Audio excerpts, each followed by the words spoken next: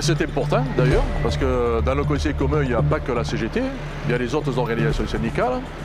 Avoir un élu CGT, c'est porter les revendications des personnels de la CGT au niveau des instances telles que le conseil commun. Le conseil commun, c'est les trois versants de la fonction publique, hein. C'est la santé, l'État et la territoriale. Et on est à l'Assemblée plénière, on est 8 titulaires et 16 suppléants. Voilà. Et donc on est la première organisation syndicale au conseil commun de la fonction publique. Voilà. 8 titulaires, 8 CGT, voilà. Et 16 suppléants. Mais dans ce conseil, le conseil commun, pour la petite histoire, c'est qu'il y a ce qu'on appelle des formations spécialisées aussi, il faut qu'on le sache. Hein. Les formations spécialisées, il y en a 4. Hein. Il y a la formation texte, il y a la formation, il y a la formation statistique, il y a la formation égalité professionnelle et la formation santé et travail. Donc là, nous avons aussi des élus qui travaillent les textes présentés par le gouvernement. Et dans le conseil commun, il faut qu'il y ait 2 textes qui soient communs à 2 versants pour que le texte passe au conseil commun. Et après, c'est vrai que nous avons l'Assemblée plénière qui va, elle, débattre sur le texte complet. Et il va y avoir des votes, il va y avoir des amendements que le gouvernement retient ou ne retient pas. Il y a un vrai rôle, oui, parce que c'est une instance de négociation. Je ne dis pas qu'on a un réel pouvoir, puisqu'en dernier ressort, c'est le gouvernement qui tranche. Voilà. Mais l'importance d'avoir une CGT qui soit majoritaire va découler aussi de la suite. C'est-à-dire qu'aujourd'hui, quand le ministre ouvre une séance de l'Assemblée plénière, c'est la CGT qui est la première organisation syndicale qui intervient la première et qui, je dirais, donne le là de la discussion qui va suivre. Les prochaines élections, par exemple, vont être très importantes parce que, au regard du résultat des élections, la CGT, soit elle reste la première organisation syndicale, soit elle devient la seconde.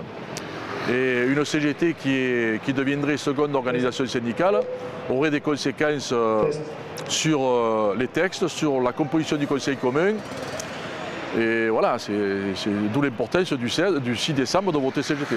On a par exemple, oui, on a eu voté des textes par exemple, hein, la CGT, on a eu voté des textes par exemple quand au niveau du conseil commun, on a voté le texte sur la résorption de la précarité, où il y a eu des avancées puisque ça a permis de titulariser ou CDiser pas mal de contractuels qui étaient CDD.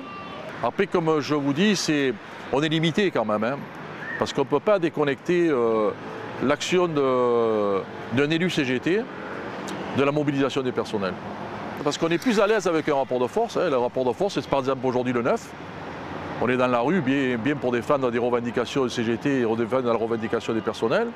Ça nous aide, parce que quand on va par exemple sur des carrières au niveau du conseil commun, quand il y a eu la discussion sur le PPCR, c'est-à-dire le parcours carrière des fonctionnaires, c'est sûr que si on a vu un rapport de force plus important, on aurait pu arracher des choses qui soient meilleures que ce que les personnels ont eu.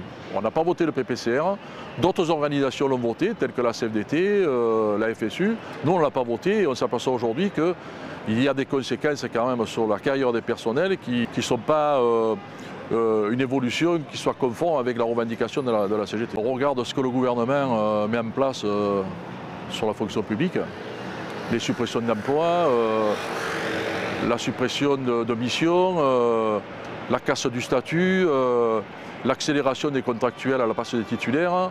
Je pense qu'il y a de quoi s'inquiéter. La CGT, on est porteur de revendications qui sont déjà à l'opposé de ce que propose le gouvernement. Je prenais par exemple sur les salaires, on revendique 1 800 € minimum. Sur les missions, on est pour le développement des missions et la titularisation de tous les contractuels. On est pour le maintien du statut de la fonction publique. On est quand même à l'opposé de ce que propose le gouvernement. Alors, c'est sûr que le 6 décembre va être une journée déterminante. Je pense que les personnels ont tout intérêt à voter la CGT.